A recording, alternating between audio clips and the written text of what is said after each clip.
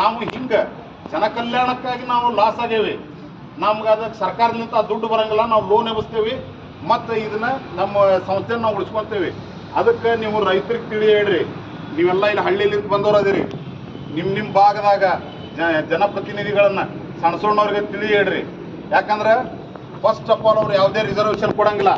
Reservation ಹೋಗ್ತೈತಿ Ganga ಕಲ್ಯಾಣ, ಕುಟ್ರೆ ಜ್ಯೋತಿ, ಭಾಗ್ಯ ಜ್ಯೋತಿ, NJY ನಿರಂತರ ಜ್ಯೋತಿ, ಇವೆಲ್ಲಾನು ಹೋಗ್ತಾವ. ರೈತರಿಗೆ ಸಬ್ಸಿಡಿ ಎಲ್ಲ ಹೋಗ್ತೈತಿ.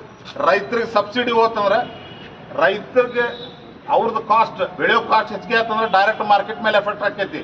ಅದನ್ನು ಮತ್ತು ನಾನು ಸಾಮಾನ್ಯ ನಾಗರಿಕ ಆಗಿ ಅದು ನನ್ನ ಮೇಲೆ ಬರ್ತೈತಿ. ಇವತ್ತು ಅಕ್ಕಿ ರೇಟ್ 20 ರೂಪಾಯಿಲಿಂದ 50 ರೂಪಾಯಿಲಿಂದ 100 ರೂಪಾಯಿ ಅಂತಂದ್ರೆ ಆ 50 ರೂಪಾಯಿ ಎಕ್ಸ್ಟ್ರಾ ನಾನು ಕೊಡ್ಬೇಕು. ಅದಕ್ಕೆ ದಯಮಾಡಿ ಪರಿಸ್ಥಿತಿ ಸರಿ ಇಲ್ಲ, ತಾವೆಲ್ಲರೂ ಜಾಗೃತರಾಗ್ರಿ.